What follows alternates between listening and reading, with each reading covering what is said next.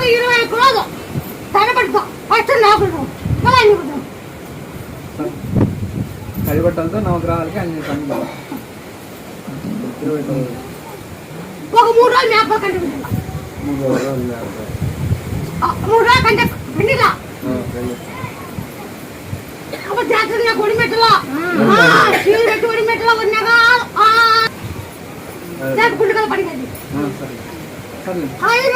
అన్ని కూడా తిరుగు